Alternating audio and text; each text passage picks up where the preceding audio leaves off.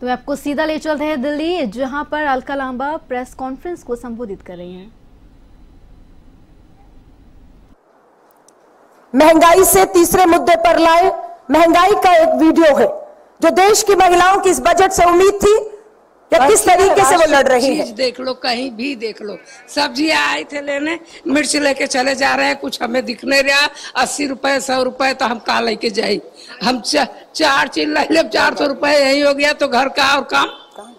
तो अभी आप सिर्फ मिर्च लेके जा रहे हैं। अरे मूंग की बड़ी क्या करें, यही बनाएंगे। अब हम जाके कुछ नहीं बना पाए, नहीं ले जाए। मूंग की बड़ी खरीदी, क्या करें, 25 रुपए का यही बड़ी खरीद लिया। 100 रुपए 100 ग्राम जाके। और ये मिर्च है। मतलब सब्जी खरीदने आई थी लेकिन खरीद नहीं पाए। भारतीय राष्ट्रीय आपने देखा कि महिला बाजार गई सब्जी खरीदने के लिए और खुद बता रही है खाली मिर्ची खरीद कर लौट रही हूं। यह हालत आज देश की आधी आबादी है जो महंगाई से जूझ रही है। चूल्हे बंद हैं। मोदी की गारंटी थी राजस्थान में, मोदी की गारंटी, ये शब्द बैनर होर्डिंग में था, मोदी की गारंटी कि गृहिणियों को 450 रुपए का एलपीजी घरेलू सिलेंडर दिया जाएगा। आज ये आधी आबादी जो महंगाई से जूझ रही है वो पूछना चाहती है, प्रधानमंत्री जी आपकी गारंटी के तहत कौन से राज्य की कौन सी बहनों को 450 रुपए का एलपीजी घरेलू सिलेंडर आज भी मिल रहा है, ये देश जानना चाहता है। इसको लेकर हम ये राष्ट्रव्यापी पूरा आंदोलन करने जा रहे हैं। तीसरा, सामाजिक न्याय और सुरक्षा का अधिकार। इस सरकार में नारी पर अत्याचार, लगातार महिलाओं के प्रति अपराध में बढ़ोतरी हो रही है। अपराधियों में कानून का डर खत्म होता जा रहा है। ताजा घटना मध्य प्रदेश के रीवा में। अभी तक कहावतों में, लड़ाई में, धमकी देते हुए सुनने में आता था कि जमीन में गाड़ देंगे, लेकिन मध्य प्रदेश रीवा की घटना ने देश भर को शर्मसार किया है कि मध्य प्रदेश रीवा में 2 महिलाओं को जमीन में गाड़ने की हिम्मत दबंग दिखा चुके हैं। मध्य प्रदेश पूरी महिला कांग्रेस घटना की रात को ही दोनों पीड़ितों को मिलने उनके घर पहुंचती है। वीडियो कॉल पर दोनों महिलाओं से मेरी पूरी डिटेल में बात होती है कि किस तरीके से वो लगातार थानों में चक्कर काट रही थी, न्याय मांग रही थी, न्याय नहीं मिला, इसलिए दबंगों की हिम्मत हो गई कि जिंदा महिलाओं को जमीन में गाड़ने की। महिला आयोग, मुख्यमंत्री, सरकार पूरी भाजपा की मध्य प्रदेश, देश के प्रधानमंत्री, बेटी बचाओ लाडली योजना, यह है लाडली योजना की जिंदा बहन बेटियों को जमीन में गाड़ने की हिम्मत तक इस देश में हो रही है और कहीं कोई चर्चा, कोई आवाज नहीं है। मैं इसी वीडियो को आपको दिखाना चाहती हूं, इसकी सच्चाई कि जब बहनों से बात हुई तो वो कितनी डरी हुई थी, न्याय नहीं मिल रहा है उन्हें।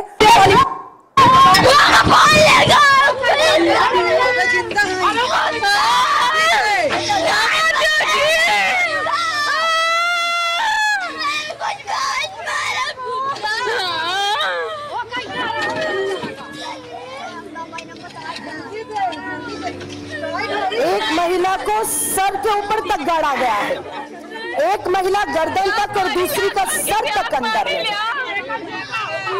उसका सिर्फ आप सर का ऊपरी हिस्सा देख पा रहे हैं और परिवार उन गड़ी हुई जिंदा महिलाओं को निकालने के प्रयास कर रहा है।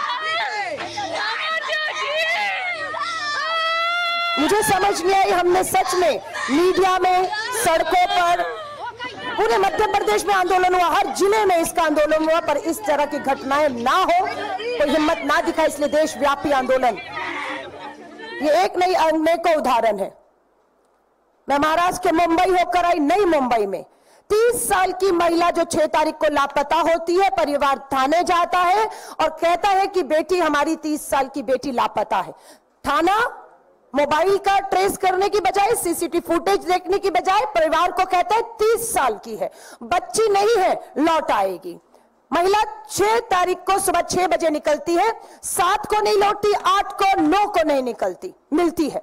पुलिस कोई प्रयास भी नहीं करती है और 10 तारीख को पता लगता है कि उस 30 साल की नई मुंबई की वो जो हमारी बहन है, उसका सामूहिक बलात्कार बार बार किया गया, उन पिछले दिनों में किया गया और उसकी सामूहिक बलात्कार के बाद हत्या कर दी गई।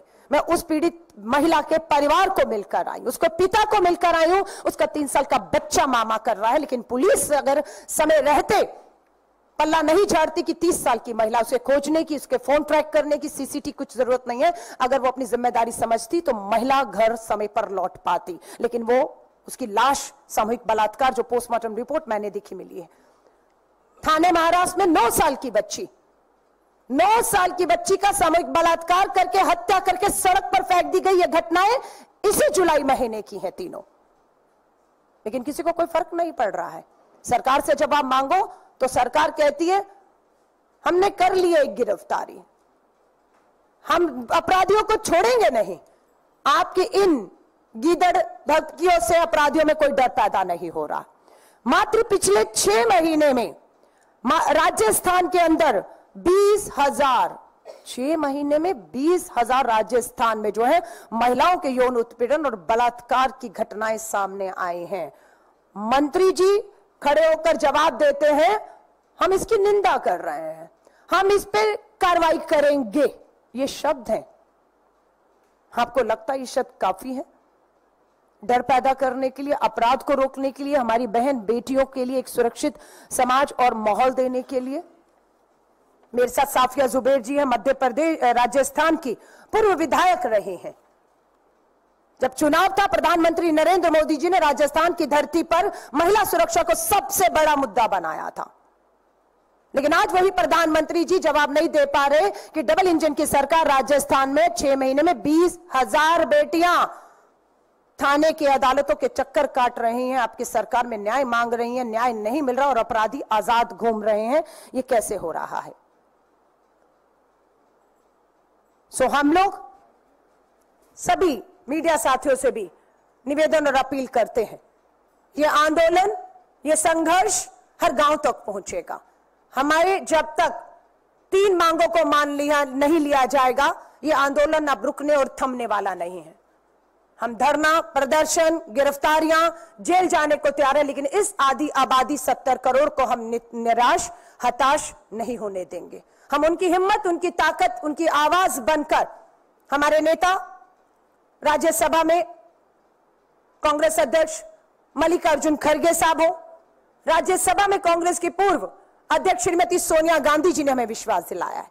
हमें विश्वास दिलाया है श्री राहुल गांधी जी ने कि नेता विपक्ष के तौर पर, और केसी वेणुगोपाल जी जो संगठन महासचिव हैं लोकसभा में, वो दोनों, और राज्यसभा में इसी सदन, इसी सत्र में अगर बाहर महिलाओं की आधी आबादी इस पूरे आंदोलन को देश भर में 3 मांगों को लेकर लड़ेगी, तो संसद के अंदर भी महिलाओं के इस हक अधिकारों के लिए और सुरक्षा की आवाज को संसद दोनों भवनों में जो है वो उठाया जाएगा।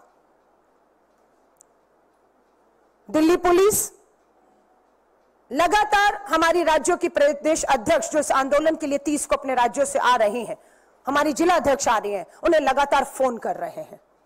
उनसे पूछा जा रहा है कि आप कब आ रही हैं, कैसे आ रही हैं, कितनी तादाद में आ रही हैं, आप ठहरेंगी कहां पर, मुझे नहीं मालूम।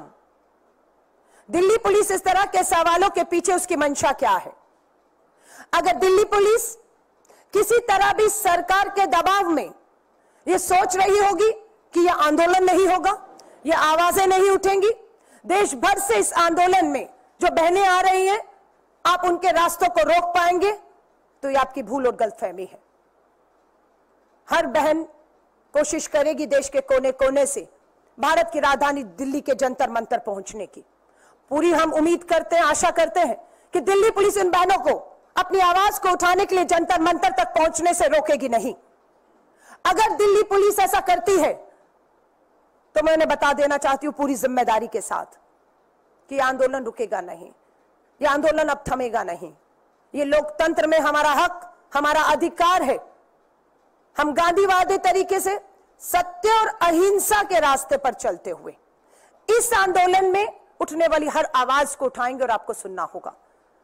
जहां पर भी इस आंदोलन को रोकने की कोशिश की होगी जाएगी, चाहे वो ट्रेन से आ रही है, चाहे सड़क मार्ग से आ रही है, चाहे पैदल आ रही है, उन्हें अगर रोकने की कोशिश की जाएगी तो हमने अपनी बहनों को कह दिया है पुलिस का सहयोग करिएगा और वहीं का वहीं बैठकर इस आंदोलन को आप शुरुआत कर दीजिएगा। हम लोग देश की महामहिम राष्ट्रपति जी से, देश के प्रधानमंत्री जी से, देश के उपराष्ट्रपति जी से, देश के हमारी लोकसभा के स्पीकर, नेता विपक्ष, सबसे हमने समय मांगा है ताकि इन तीनों मांगों का हम ज्ञापन उन्हें सौंप पाए, ताकि ये लोकतंत्र की आवाज अगर संसद के बाहर सड़कों पर गूंज रही है तो संसद के जो लोकतंत्र का मंदिर है उसमें भी इन आवाजों को सुना जाए, उस पर चर्चा की जाए और बताया जाए कि इन तीनों मांगों पर सरकार कब और क्या करने जा रही है।